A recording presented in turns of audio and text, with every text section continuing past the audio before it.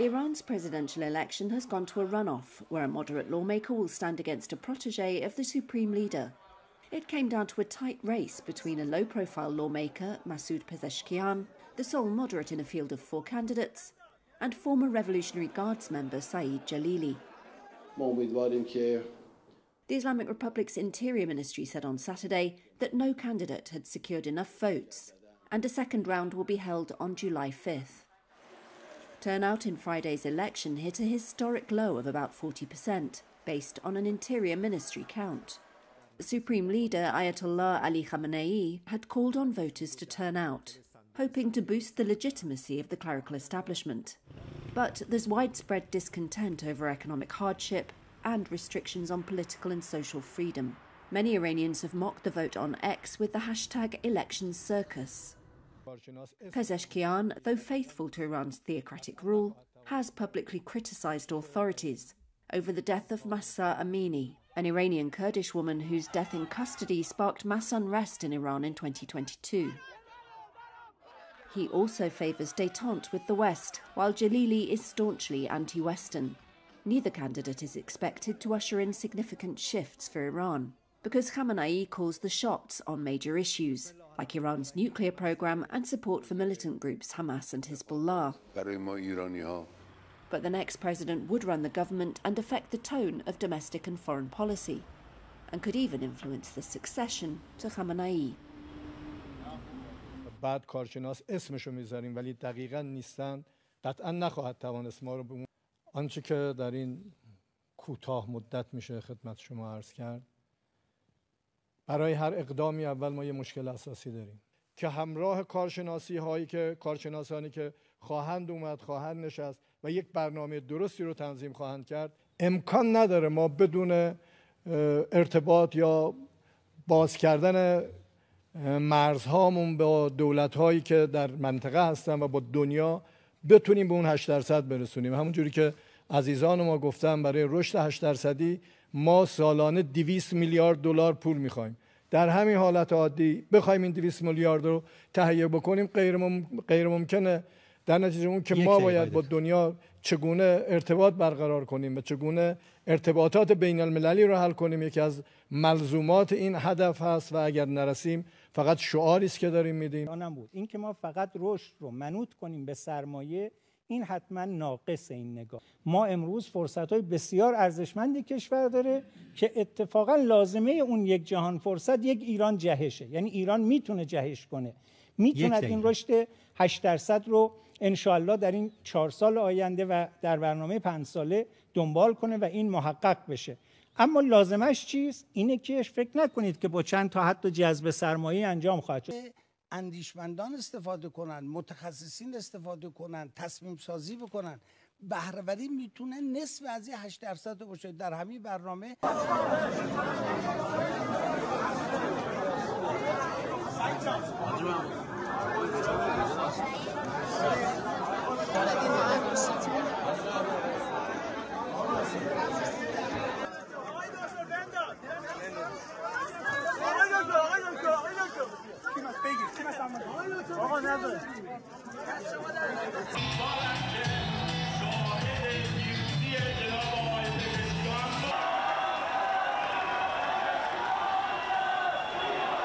و اگر این مردم به من رأی بدهند قطعا در ژاپن مردم خواهم بود قلاقه. این چیزی که به شما میگم، این قول رو شما میدم که صادقانه هیچ وقت به شما دروغ نگویم. هیچ وقت.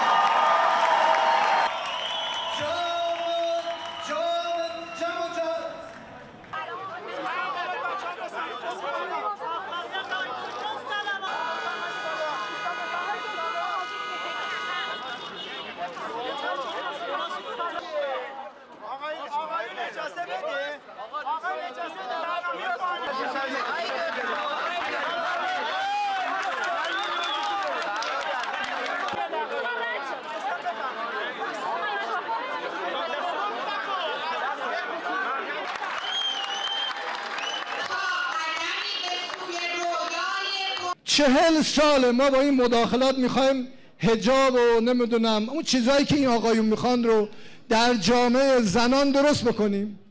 خدا وکیلی درست کردیم یا بدتر کردیم.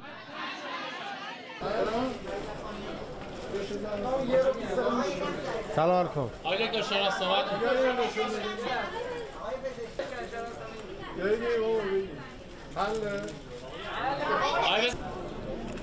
آقا گم میگم.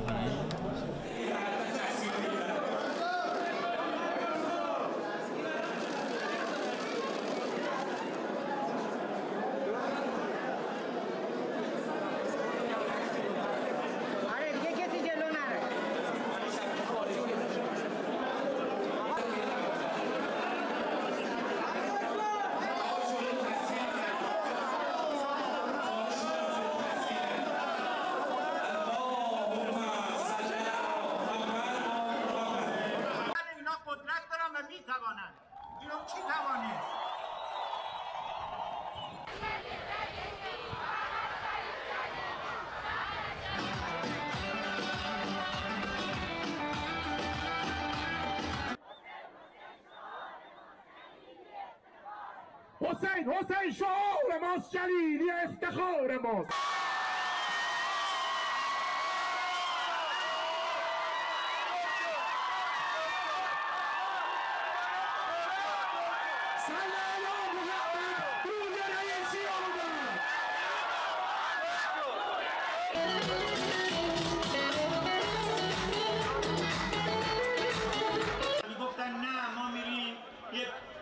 گفتگو میکنیم، توافق میکنیم، بلدیم، این کارها رو انجام میدهیم، همه مشکلات هم حل میشود.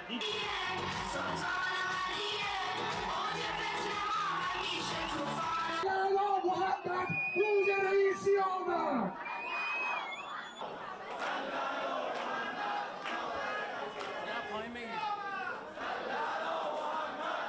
لطف کردن ما این دعوت رو پذیرفتن تا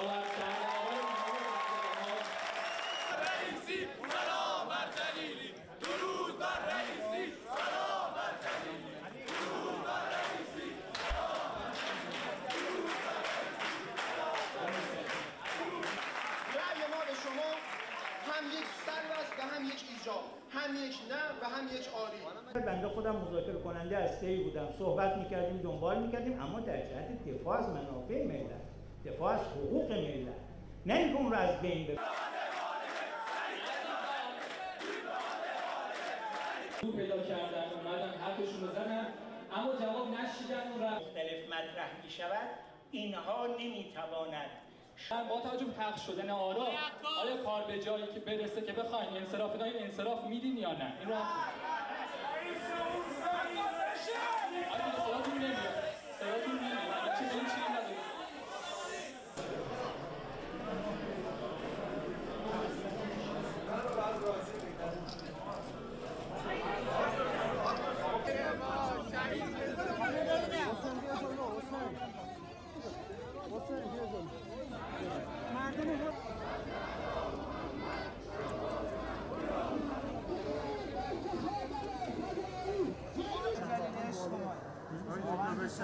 شهر یار خوش آمده.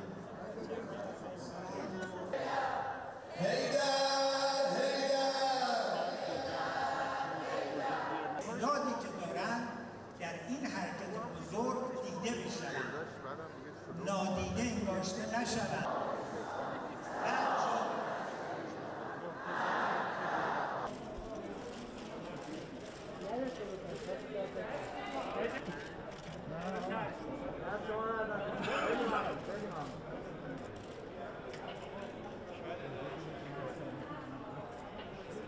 آقا رد نشو دیگه.